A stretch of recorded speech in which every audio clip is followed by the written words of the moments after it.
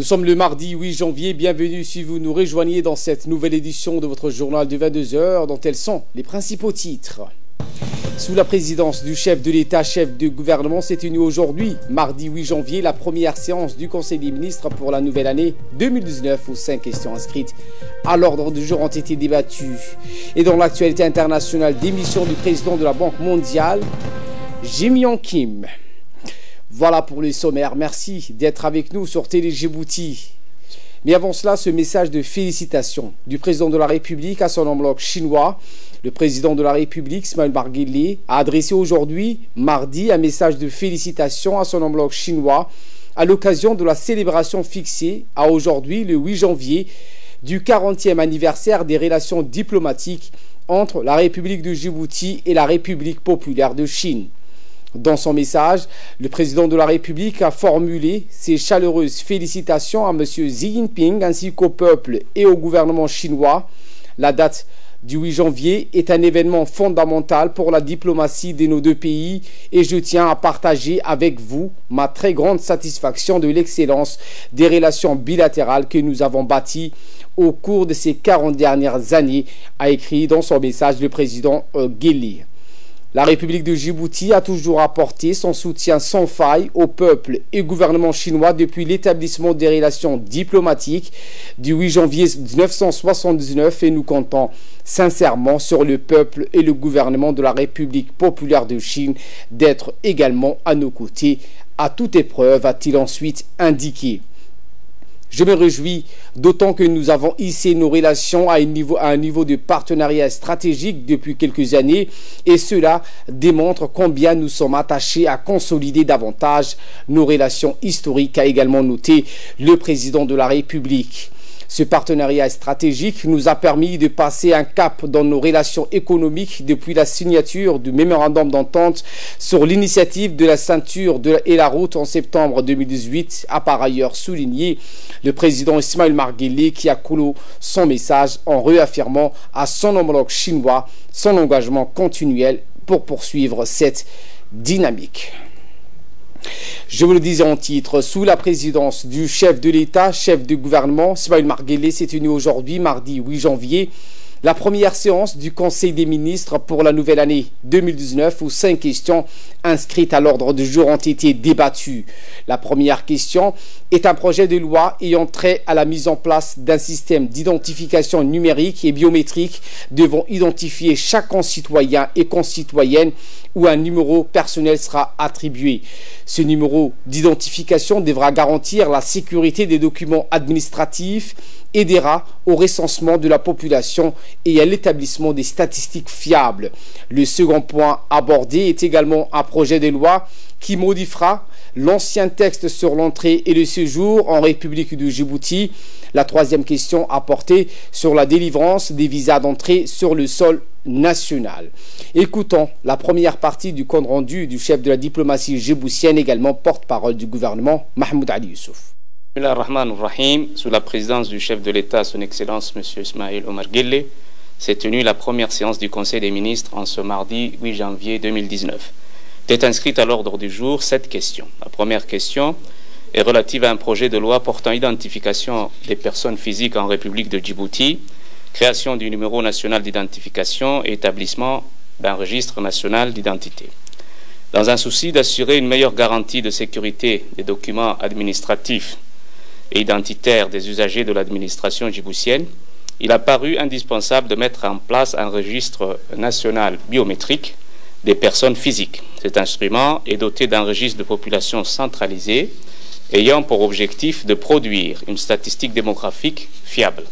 Il s'agit de la mise en place d'un numéro national d'identification, connu sous l'acronyme NNI, qui est un numéro sécuritaire et unique pour chaque Djiboutien et Djiboutienne, mais également pour les étrangers avec des références spécifiques. En effet, l'attribution d'un numéro d'identification à chaque citoyen permettra l'efficacité opérationnelle de l'administration, d'assurer un niveau de sécurité maximale contre la fraude et l'usurpation identitaire. C'est donc dans un esprit d'harmonisation et de maîtrise accrue des données administratives que ce registre national biométrique des personnes physiques est mis en place. La deuxième question concerne un projet de loi portant modification de la loi numéro 201 de l'an 2007, 5e législature, du 22 décembre 2007, fixant les conditions d'entrée et de séjour en République de Djibouti.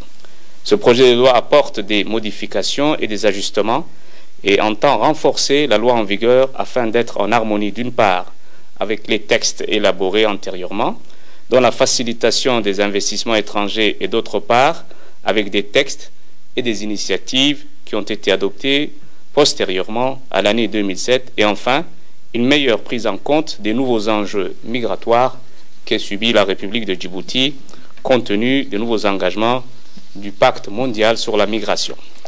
Les changements constatés incluent nommément la loi sur la traite des personnes, l'introduction du visa électronique.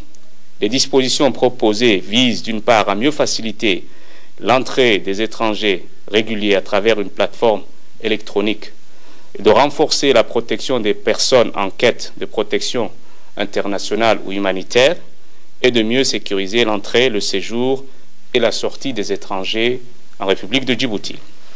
La troisième question est relative à un projet de décret portant modification de l'article 3 du décret numéro 2017-054 présidence du 2 février 2017 portant sur la mise en circulation des vignettes des visas biométriques.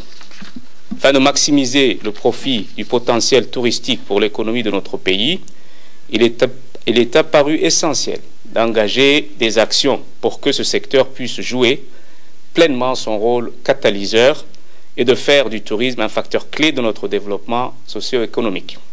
C'est dans ce cadre que le présent projet de décret modifie le décret portant sur la mise en circulation des vignettes des visas biométriques. Il vise à faciliter les procédures de délivrance des visas d'entrée sur le territoire national. L'ambition de ce projet est de redonner au tourisme un regain de dynamisme, car l'industrie touristique est, comme tout le monde le sait, pourvoyeuse de devises et créatrice d'emplois.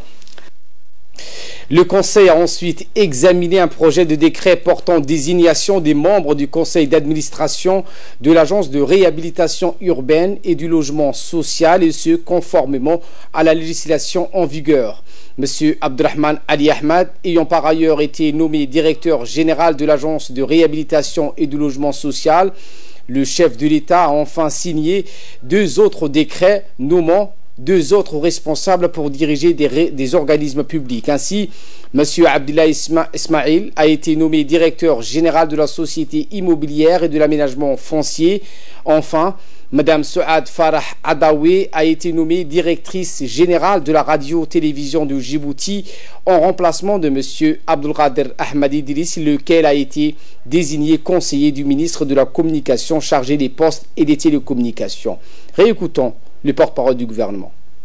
Une question concerne un projet d'arrêté portant nomination des membres du conseil d'administration de l'Agence de réhabilitation urbaine et du logement social, plus connu sous l'acronyme ARULOS. Le conseil d'administration d'ARULOS est composé de 9 membres, issus des administrations centrales, des entreprises publiques, ainsi que de la société civile.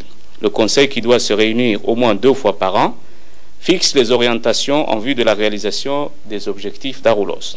La mise en place et la nomination des membres du conseil d'ARULOS est conforme à la législation en vigueur.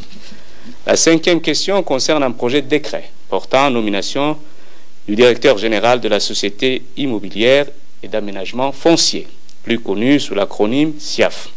M. Abdullah Ismail est nommé directeur général de la Société immobilière et d'aménagement foncier.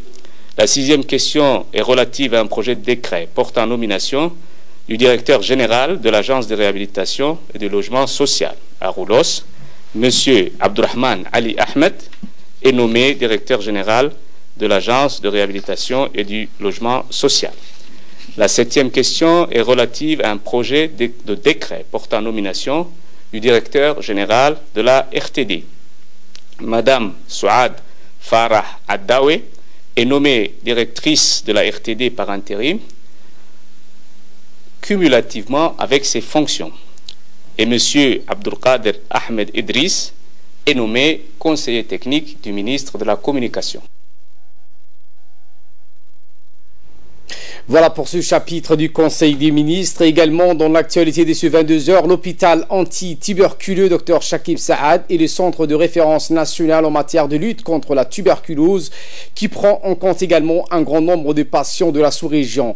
En effet, l'hôpital Chakib soigne de nombreux patients présentant des maladies respiratoires qui traversent la frontière afin de recevoir des soins et assistance médicale à Djibouti. Originaires des pays limitrophes comme la Somalie, l'Éthiopie ou l'Érythrée, ces patients viennent parfois très loin, voire des régions les plus éloignées pour bénéficier des soins adéquats et de suivi. L'hôpital Dr Chakib dispose à cet effet d'équipements et de diagnostics à la pointe de la technologie, notamment la fibroscopie bronchique, pour déceler des infections et des anomalies qui causent des obstructions des voies respiratoires. Ainsi, depuis le relèvement des plateaux techniques et l'amélioration de la qualité de notre système de santé, le nombre de ces patients venus des pays voisins auxquels s'ajoutent les migrants et les réfugiés s'accroît de jour en jour. Il représenterait aujourd'hui plus d'un tiers des consultations externes à l'hôpital anti-tuberculeux Dr Chakib. L'hôpital anti-tuberculeux Dr Chakib Saad est le centre de référence national en matière de lutte contre la tuberculose, c'est ce qu'a indiqué une responsable, Dr Zuhour.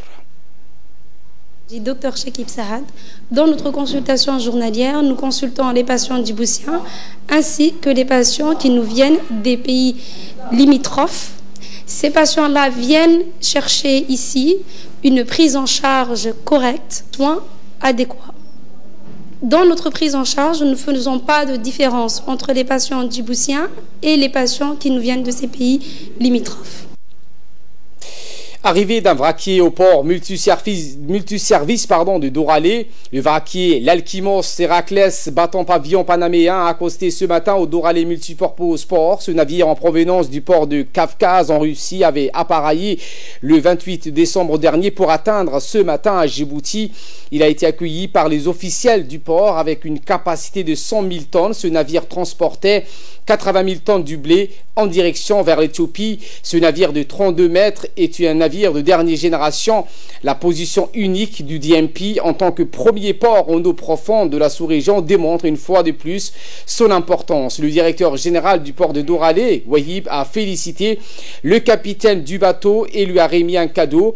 Au micro de la presse, il a souligné que ce genre de navire ne peut qu'accoster qu'au port de Djibouti seulement et nulle part ailleurs dans la région, pour la simple et unique raison que Djibouti a les équipements nécessaires pour décharger le navire en un temps record. Par exemple, a-t-il précisé que sur les 80 000 tonnes de blé, 12 000 tonnes seront déchargées chaque jour.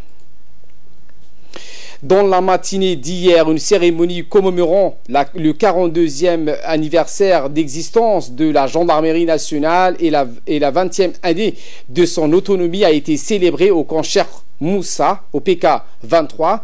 Cette cérémonie a été présidée par le Premier ministre. À l'issue des festivités qui sont déroulées dans la matinée, le chef d'état-major de la gendarmerie nationale a organisé une soirée musicale au sein de la salle de réception du centre de conférence. Plusieurs troupes artistiques ont animé cette soirée, notamment les groupes de Hilla, 4 mars et Ouagari. Les artistes ont proposé au public, composé des officiers supérieurs, sous-officiers et gendarmes, un bouquet musical diversifié dans toutes les langues nationales. Cette belle soirée artistique s'inscrit dans le cadre du volet animation de la cérémonie de commémoration du 42e anniversaire de la gendarmerie nationale. Ambiance.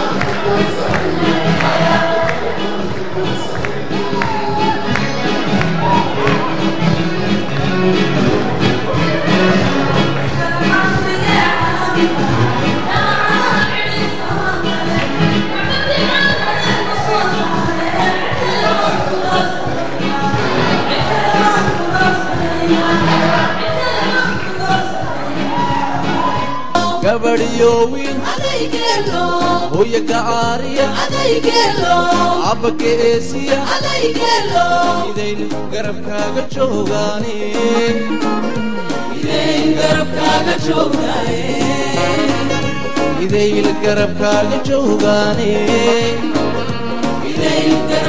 قتشوغاني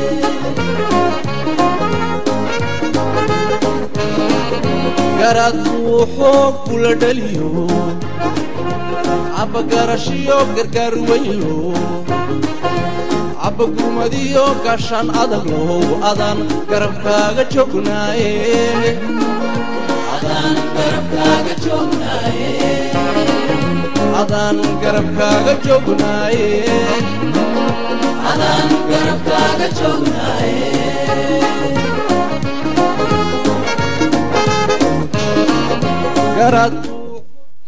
En bref et en image, le président de la Fédération djiboutienne de foot, Souleymane Hassan Ouabari, a participé aujourd'hui à la réunion comité exécutif de la CAF à Dakar. Lors de cette réunion, le comité a annoncé l'Égypte qui accueillera dans moins de 6 mois la CAN 2019 en remplacement du Cameroun écarté en novembre pour impréparation. L'Égypte a été préférée à l'Afrique du Sud. L'Égypte a déjà organisé 4 fois la CAN, la dernière en 2006. L'Égypte et l'Afrique du Sud étaient les deux seuls pays à s'être portés candidats en décembre pour relever le défi. Le Maroc, pourtant souvent cité comme un prétendant sérieux, n'a, à la surprise générale, pas fait acte de candidature. Et dans l'actualité internationale, la frontière avec l'Égypte fermée pour les Palestiniens sortant de Gaza. Le mouvement islamiste Hamas au pouvoir à Gaza a indiqué hier que le passage frontalier de Rafah vers l'Égypte resterait fermé aujourd'hui pour les Palestiniens cherchant à sortir de l'enclave palestinienne sous blocus. Le ministère de l'Intérieur contrôlé par le Hamas qui gouverne sans partage la bande de Gaza a dit dans un communiqué avoir été informé par l'Égypte que le poste frontière de Rafah ne fonctionnerait que pour les personnes entrant dans l'enclave, mais pour celles cherchant à s'en sortir, il n'y en a pas. Il n'a pas précisé si ces dispositions resteraient valables au-delà d'aujourd'hui. La ville de Rafah, dans le sud de la bande de Gaza, est le seul point de passage entre le territoire et le monde extérieur. Elle ne peut être contrôlée par Israël, qui soumet l'enclave à un rigoureux blocus depuis 10 ans. Je vous le disais en titre, démission du président de la Banque mondiale, Jim Yong Kim. Le président de la Banque mondiale, Jim Yong Kim, qui a présenté aujourd'hui sa démission, quitterait ses fonctions le 1er février. Et l'actuelle directrice générale de cette institution, Kristalina Georgieva, assumera alors sa succession à titre intérimaire. Le mandat de Jim Yong Kim, qui est âgé de 59 ans, arrivé normalement à expiration en 2022. Le président démissionnaire a annoncé qu'il allait rejoindre une entreprise et être chargé du développement des infrastructures dans les pays émergents.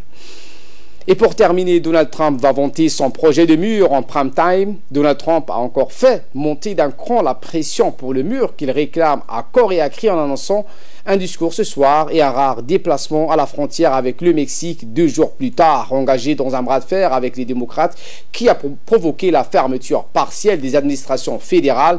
Le président américain dresse depuis plusieurs jours le tableau d'une grave crise face à l'afflux de migrants. Cette caractérisation est rejetée avec force par ses adversaires qui dénoncent une base manœuvre politique. Voilà pour l'essentiel de ce 22h. Merci à vous de nous avoir suivis et très bon suivi des programmes sur Télé Djibouti.